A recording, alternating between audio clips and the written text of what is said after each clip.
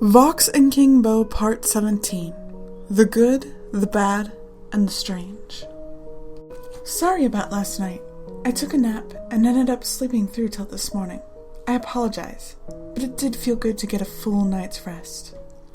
Starting first thing this morning, I was tested, poked, prod, introduced to more ologists than I can name.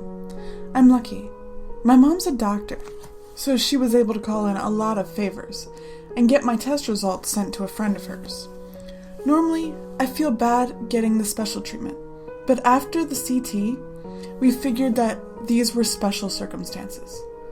The blood work will still take a few days, but the physical and imaging results were pretty obvious. I guess that's the other benefit of growing up with a doctor. I trust medical professionals probably more than most people. Unfortunately, I have bad, good, and strange news. The bad news is, whoever had money on tumor wins. There's a mass in my left temporal lobe. To be honest, the news didn't exactly come as a shock to me.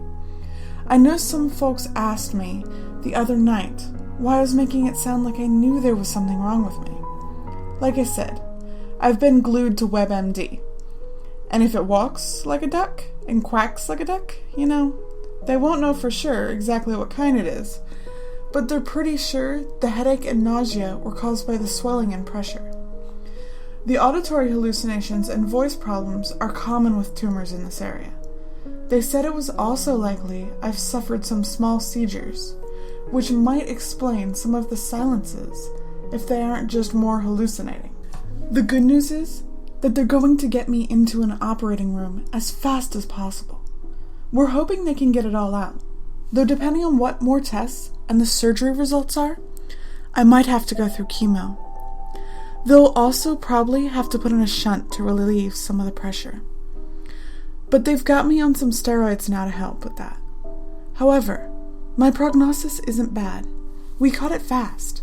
If I had ignored the headache and the voice too long, things would have been much, much worse. And they can probably keep me from suffering any more damage, which is great. Which brings us to the strange, I guess.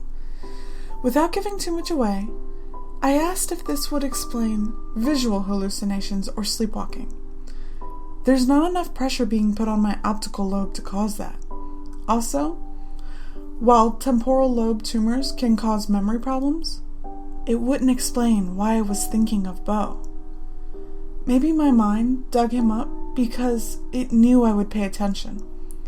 But I have a weird feeling that's giving my subconscious too much credit.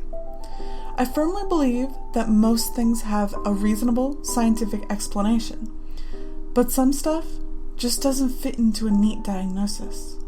Who knows? Maybe I've just spent too much time on here, and maybe it's better not to trust the instincts of a chick with documented brain damage. But something was looking out for me.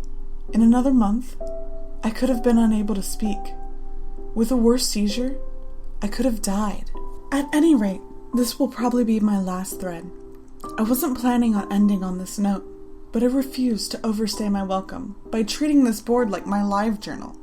Brain surgery, while scary, is not paranormal. However, I do have one last favor to ask of all of you.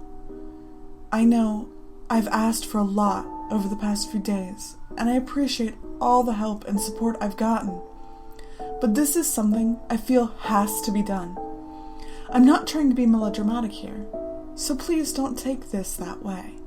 However, something might happen to me in surgery or in recovery. Beau, whatever he is, could be right. I might lose my ability to speak or understand languages, or worse. If that happens, someone needs to hear these stories. I've been so adamant in protecting them because whether I want to admit it or not, they're a big part of my life. The last thing I want is for them to die with me. Anyway, if you'll just read these and enjoy them, that's all I ask. I just want someone else to know about King Beau and his quiet place. A long time ago, he was my friend. He still is, I guess. Maybe it's stupid. Honestly, it probably is stupid.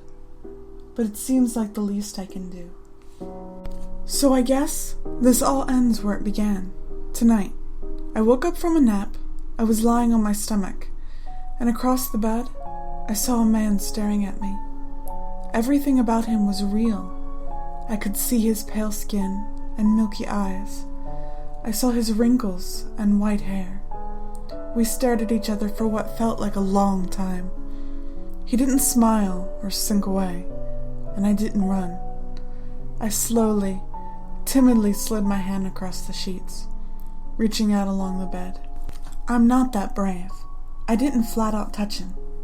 But as I rested my head there before him, he lifted his own over the edge, and then slid it over to meet mine. I told him I was going to be okay. I said I wasn't afraid, and that he knew I had to be telling the truth, because Jeeps couldn't lie. They also couldn't talk either, but I was half lucid, so you're going to have to forgive me. I told him that nothing was going to get me or my voice, because I remembered the lesson. They can only catch you if you let yourself be caught, right? Anyway, I don't know how long we stayed like that, because I fell back asleep.